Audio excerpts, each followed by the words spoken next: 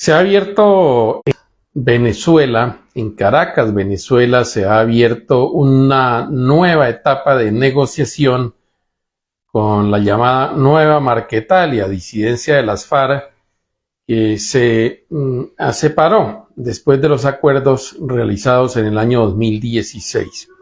Y hay una lluvia de críticas de todos los sectores, es decir, de los sectores que siempre han criticado los procesos de paz, que son personas del periodismo que viven en Bogotá, que generalmente nunca salen a las provincias, porque obviamente si lo hacen, pues se van a encontrar con grupos armados al margen de la ley, que están en sendas oficinas, en edificios, en Bogotá, donde generalmente nunca salen a las provincias a conocer cuál es la realidad que se vive en los campos y pequeñas poblaciones donde tiene presencia estos grupos guerrilleros. Otros dirigentes políticos de la oposición dicen que no hay un marco jurídico. Es que las negociaciones de paz cuando se inician generalmente no tienen marcos jurídicos, sino cuando el presidente entonces Andrés Pastrana Arango, mediante un decreto de estado de conmoción, simplemente le entregó, digámoslo de alguna manera, o creó la zona de distensión, más de 48.000 kilómetros cuadrados, 3 municipios del departamento del Caquetá, 2 municipios y uno del Meta.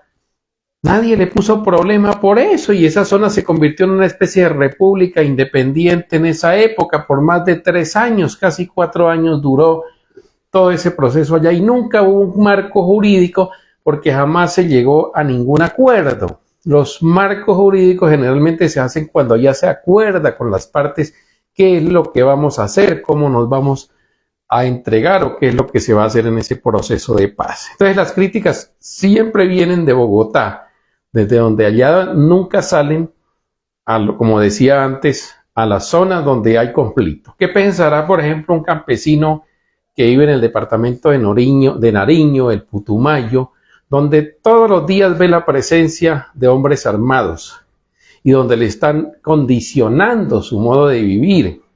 O los empresarios que viven en esas zonas que los llaman para que tributen, para que paguen el impuesto de guerra que llaman las guerrillas, que en términos jurídicos se llama la extorsión.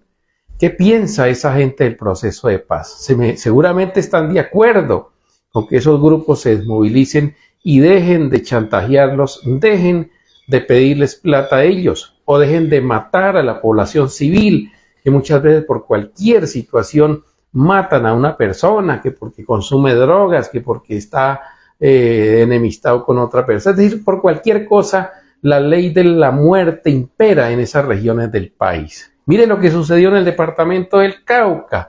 Un simple rompimiento del cese al fuego que hizo el gobierno con el Estado Mayor Central de las FARC, mire lo que ha desatado una ola terrorista que no para y no va a parar hasta que estas negociaciones no se puedan llegar a ningún término. Y las fuerzas militares no es que sean incapaces de proteger esta situación, lo que pasa es que los actos terroristas en ninguna parte del mundo se pueden prever. El terrorismo ataca, acecha desde la oscuridad y nadie se da cuenta sino cuando ocurren desgraciadamente los hechos, y a eso es que está recurriendo este grupo guerrillero allá, porque no tiene una capacidad militar de hartas personas para poder hacer frente al ejército. Entonces se ve en la situación de hacer atentados terroristas para poder causar ese daño. ¿Y quiénes son los que pagan? Pues la población civil, que es la que está expuesta. Y yo creo que esa población civil nunca se va a oponer a un proceso de paz porque es la que está sufriendo en carne propia todas esas situaciones. No son los de las oficinas de Bogotá, los periodistas que están en los grandes medios allá opinando y diciendo que el proceso de paz no se lleve a cabo, ni son aquellos que escriben en Facebook que la paz total, que la guerra. No son esos no sufren absolutamente nada, sufre la población que vive en esas regiones.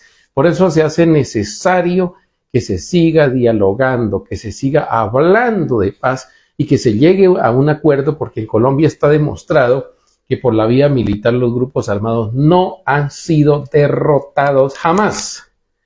Comencemos, miremos la historia de 1950 hacia acá cuando surgen todos estos grupos armados al margen de la ley. ¿Cómo se han desmovilizado? Pues mediante acuerdos de paz. ¿Cómo se desmovilizó el M-19?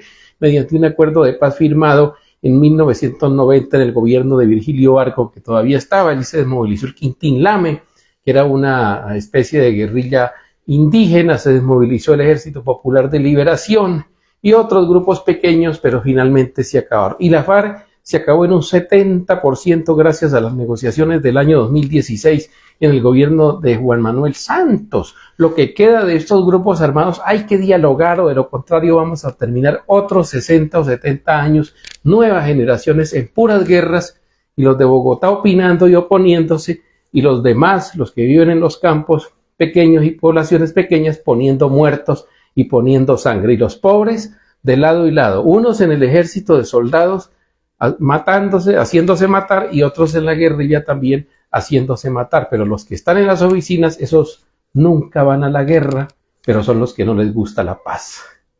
Para el francotirador les habló Santiago Villarreal. Hasta pronto.